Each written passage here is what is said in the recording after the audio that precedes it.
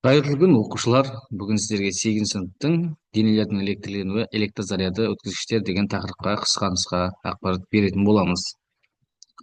Өздеріңіз білетіндей, біз кейбірде үстіміздегі киімді, яғни футболкамызды деген сияқты шешіп жатқан кезде бір шытырлаған бір дыбысты байқаймыз деген сияқты. Бұл дегеніміз, бұл яғни сіздердің электр зарядының пайда болуы деген ұғыммен байланысты болады.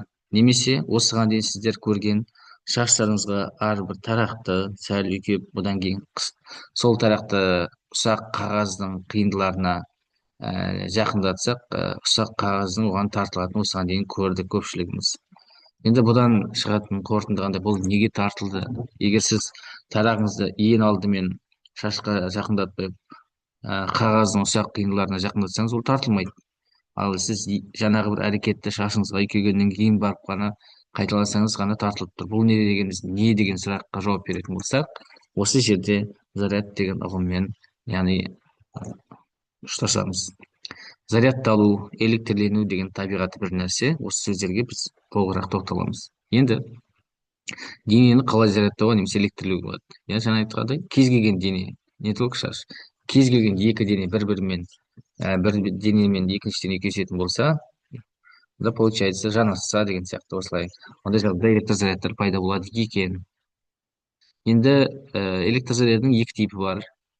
Теріс заряд және оң заряд деген, плюс-минус деген өздеріңіз білетіндей.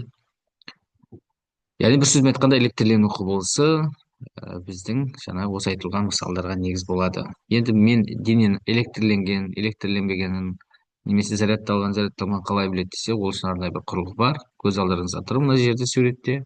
Бұл электроскоп деп аталады. Ары қарай, енді электр зарядын жақсы өткізетін денелер бар табиғатта, яғни жақсы электрленетін.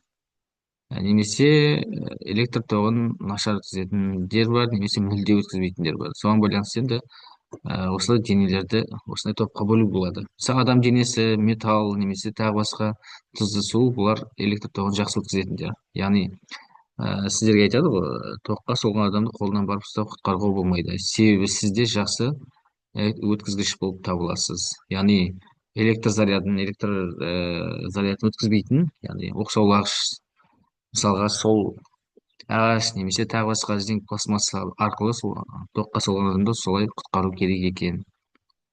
Бұларды оқшаулағыш немесе диэлектриктер деп атайды, электр тоғын мүлде өткізбейтін денелерді. Сондықтан біздер күнделікті өмірде мен байланысты құрылғылар болатын болса, жұмыс жасайтын, соның сыртын, яғни пластмасс немесе зинкімен қаптайды екен қауіпсіздік үшін. Яғни сіз барасы мына осыны сақтау керексіз, тоққа соғып қалмау үшін. Енді мынандай экспериментті үйден жасап көрсеңіздер болады.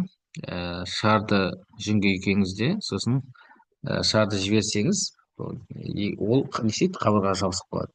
Бұдан шығатын қорытындыдай электрленді.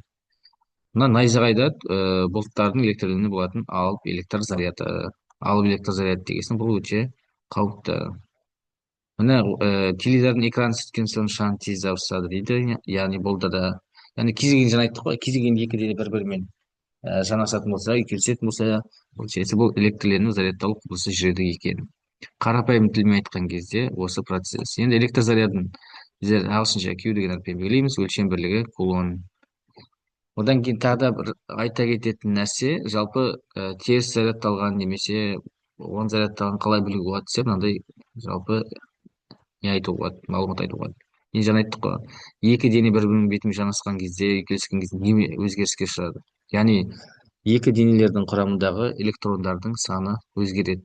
Яғни бір дененің құрамындағы электрон екінші денеге көшуі мүмкін, немесе екінші дененің құрамындағы артық электронды өзіне қарай қосып алу мүмкін. Яғни электроннан либо айырылып қалады, немесе артық электрон қосылады. Міне осы жағдайды қарапайым зарядталу деп атаймыз. Міне осы дене деген өзінің электронынан айырылып қалса немесе қосып алса, яғни бір белгілі бір қасиеттерге ие болады екен. Жаңа айтып отқан тартылу, тебілу деген сияқты, яғни басқа бір денемен әрекеттесе алады екен. Міне осыны біз электрлену деп атаймыз қысқа нұсқа.